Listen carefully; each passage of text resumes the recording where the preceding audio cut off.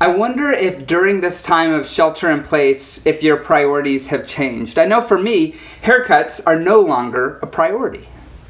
Pants are no longer a priority. Dress pants. I mean, I still wear pants, but don't need dress pants or ironing, and you get it, right? Like, that's awesome. I've also discovered I've got some other priorities that are just way different. I never thought they'd be a priority, such as teaching my kids to conserve toilet paper over and over and over again has become a top priority. I know as we stand in our yards and try to talk and interact with our neighbors and socially distance, we've discovered that being a parent means no longer just looking down the street and watching out for cars and doing the car yell as a car comes by, but instead we watch our kids try to interact from a distance and we just yell, "Distance! Distance! 6 feet!" And that's become a priority for us. And I think for all America, Joe Exotic and this crazy Tiger King phenomenon, which is just strangely intriguing, has become a priority for many of us, right? There's some interesting priorities that we're letting go of and certainly taking on during this time, but times like this, times of transition, are often times to reevaluate their natural moments to stop and reevaluate our priorities. We might learn today from the ancient Israelites. We learned from them last week as they were in their time in the wilderness. They taught us a lesson about patience. They learned the hard way that they would lose patience when their expectations were too high and when they had misconceptions about God. And so today we're going to learn from the Israelites that their top priority will influence all the other areas of their life. And sometimes their top priority is God, and it works out well for them, and other times it's not God, and life doesn't work out too well for them. I had an Old Testament professor that would say throughout the Old Testament we could see this common theme of do good, do bad, get bad. And he wasn't talking prosperity gospel by any means, that if you do good, then all of a sudden you're going to be richly blessed. But over and over again, we see if you do good, if you live into the laws and the way of being that God teaches you, then overall, life is going to be pretty good. And when you turn away from God's ordinances, when you turn away from God, when you let God slip to the bottom of your priority list, then bad things are going to happen. Often just natural consequences for the bad decisions you were making. I mean, we see this over and over again throughout the Old Testament and probably in our lives as well. So oftentimes there's this rhythm of doing good, doing bad, getting bad. And so we see this with the Israelites, and we see this in the book of Joshua, and that's what we're studying today. Joshua is the sixth book of the Old Testament. It comes right after Genesis, Exodus, Leviticus, Numbers, Deuteronomy, and those first 5 books often tell the story of the ancient Israelites, right? I mean, it's our whole history of who we are as humans and of the Israelites, and we see their time in the wilderness. And then Joshua is the book that follows, and this is their time of moving into the promised land. And so Joshua is all about them moving into the promised land and kind of them living into their new rhythms of life with God. But it's all based off this time that's in the wilderness, their learnings from time in the wilderness and then transitioning to this new promised land. So as Joshua as we go through the book of Joshua, we certainly see the Israelites do good and they get good, and they do bad and they get bad. And we see over and over again that when they put God as their top priority, then the other pieces of their life kind of fall into place. It makes a lot of sense. There's some order, there's some rhythms, and it moves them forward.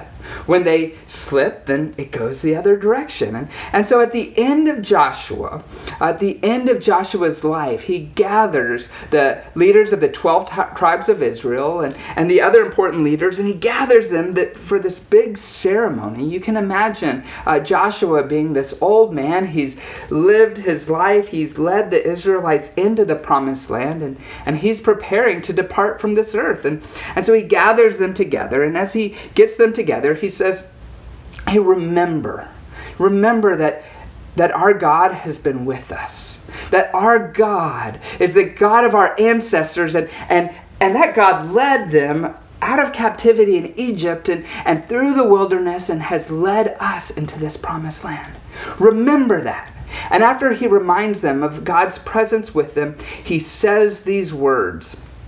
He says, so now, revere the Lord, serve him honestly and faithfully. Put aside the gods that your ancestors served beyond the Euphrates and in Egypt and serve the Lord. But if it seems wrong in your opinion to serve the Lord, then choose today whom you will serve. Choose the gods whom your ancestors served beyond the Euphrates, or the gods of the Amorites in whose land you live.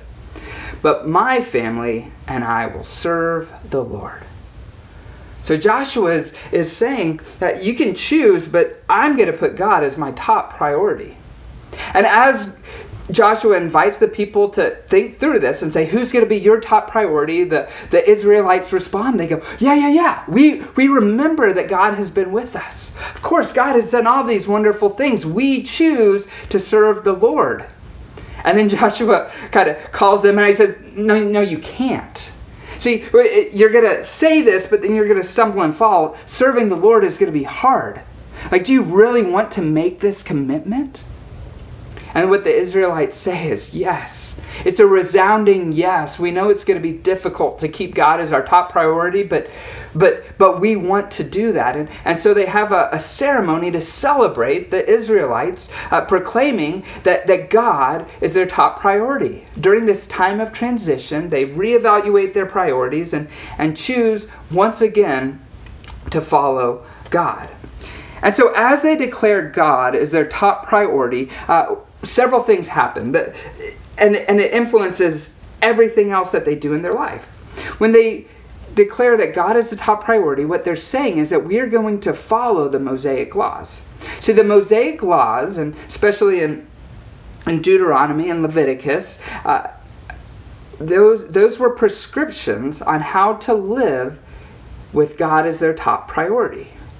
So many times in Deuteronomy, we see that Deuteronomy says, when you get to the land that I'm going to give you, then you've got to do these things. And so now the Israelites are in the land that God's given them, and now they need to do these things. These are the Mosaic laws. And so there's those kosher laws. So you might look at Deuteronomy chapters 14 and 15 this week and just kind of see some of these Mosaic laws that were put in place. These kosher laws that God is saying, if I'm your top priority, I want you to eat these things and don't eat these things and prepare them this way, right? There's the concept of tithing that's introduced in Deuteronomy 14. It says, when you work really hard, when you harvest, make sure that you set aside 10% of that to give back to me, to give thanks and worship to who I am and how I've been with you. And so we learn about food laws and tithing. And in Deuteronomy 15, there's this deep concern for the poor. And what God says is there should be no need among you. Remember, do good, do bad, get bad. If you do good and kind of live into all the ways I'm teaching you, you shouldn't have any poor among you. But there might be. And if for some reason there are poor among you, then we get Deuteronomy 15, 7 through 8. It says, now if there are some poor persons among you, say one of your fellow Israelites in one of your cities in the land that the Lord your God is giving you, don't be hard-hearted or tight-fisted towards your poor fellow Israelites. To the contrary, open your hands wide to them. You must generously lend them whatever they need. So God is saying, if I'm your top priority, make sure you think through that you're committed to eating the way that I want you to eat, to giving thanks the way I want you to give thanks, and make sure that you're caring for the poor the way that I want you to care for them. And we see in Deuteronomy 10, God saying, hey, care for the strangers, the immigrants, the orphans, and the widows. So we see this way of not only relating to God, but then also relating to other people as well. When God says, I'm going to be your top priority, what God expects is that to influence every single part of our lives. And so when Joshua puts that question in front of all the Israelites, the reality is that they've got a big decision to make. They've got to choose that day who they are going to serve. And if they're going to serve God, then that's going to impact every other decision that they make. And the Israelites that day say, yes, God is going to be my top priority. In their time of transition, they reevaluate and make sure that they proclaim God as number one. So I wonder for us in this time of kind of a transition that we find ourselves in, I wonder if we might reevaluate our own priorities. I wonder if you might for a second imagine Joshua coming in and sitting on your couch in your living room and kind of saying some of these same words to you. Hey, remember how God's been with you all this time and in all these different ways. And today, I want to invite you to remember who you are going to serve. And I wonder if, as he says this and as he invites you to think about it, I wonder if he might glance up and see in some of your living rooms his words on the wall or on a pillow. Because there's a good chance that somebody in the congregation, if not multiple people in the congregation, shoot me an email if you've got this, but the words from Joshua have been put on mugs, they've been put on cross stitches on the walls, they've been put on plaques, so you can buy them on Etsy and see them on Pinterest, and we've almost domesticated these words from Joshua. Choose this day who you're going to serve. As for me and my house, we're going to serve the Lord. And so I wonder if Joshua would be sitting on your couch talking to some of us and then look up and go, oh, those are the words I said. I imagine Joshua in his frail old age walking to the wall, pulling down the plaque, and then handing it to us and saying, don't put this on the wall unless you really mean it. It's going to be difficult to live into this. And unless you want to fully have it impact every part of your life, don't put this back on the wall. Can you imagine sitting with the words of Joshua, sitting with that decision right in front of us and going, oh, wow, this day am I going to choose God as my top priority? Wonder what type of decision that would make on us and impact that would make on us. But my hope is that before we said, yes, I do want God as my top priority and put that sign back on the wall, I wonder if we might think through Jesus' words that we find in Matthew chapter 22. See, when Jesus is teaching one time, a teacher of the law comes up to Jesus and says, Teacher, which commandment in the law is the greatest? See, what this person is saying, I want God as my top priority, but in all this Mosaic law, what is the most important? And Jesus says this. He says, you shall love the Lord your God with all of your heart, your soul, your mind, your strength, and you should love your neighbor as you love yourself. When Jesus says this, he's pulling from the book of Deuteronomy, and he's pulling from Leviticus, and he's combining two of the commandments, and then he says, on these two commands hang all the laws and the prophets. See, the Mosaic laws gave us prescriptions on how to follow through with our top priority. But the great commandment of loving God and loving others gives us a filter to help us to discern how to live life daily. So for us, if we're going to say God is our top priority, then that means everything underneath it must pass through that filter of helping us love God and helping us love our neighbor.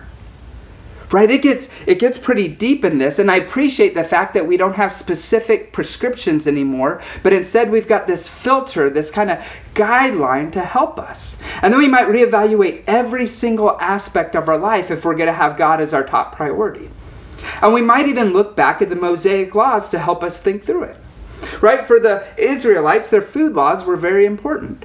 We don't have to follow the kosher laws anymore, but I wonder if as we eat, as we buy food, as we consume, we might let that filter of does this help me love God and does this help me love others pass through the way we consume food.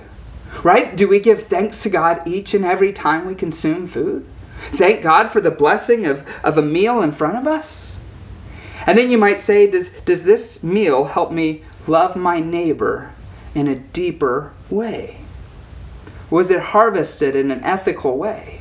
Was it grown in a way that honors God's creation and cares for the people who live next to the streams where this food has been planted? Right? Each and every person along the way, did this make our planet and the people in it better off, or did it harm them? Wow. Could we let that filter influence the way we purchase and consume food?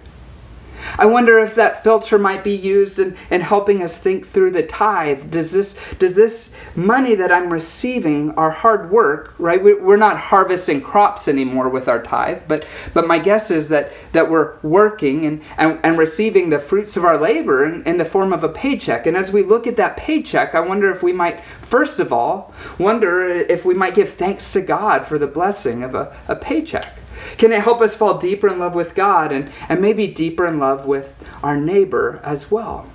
When we think through the concept of the tithe, it has a way of shaping not only that 10% of our income, but influencing the way we spend and use that other 90%. And so I want to say something and issue a challenge. And I recognize right now that our world financially just feels like it's been flipped upside down. And if you are feeling like you are just strapped for cash, if you are worried about paying rent or getting groceries, reach out to the church, VRUMC, at vrumc.org, because we want to make sure, as it says in Deuteronomy, that there is no need among us. So we want to make sure, and there are numerous people reaching out and saying, hey, who in our church needs help? Because we can help. So we want to make sure that happens. But so you might put this challenge on hold for a bit, but make sure you get the help that you need, because we're in this together in many ways. But for others of us, we're receiving an income check right now, a stimulus check, when the rest of our income has remained fairly the same. And so we might think of this as just an extra gift or a blessing.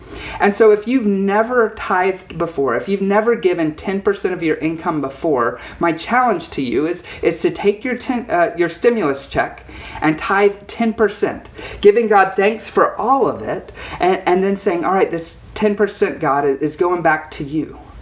And what I would hope is that it helps you take a step spiritually and recognize that God is your top priority.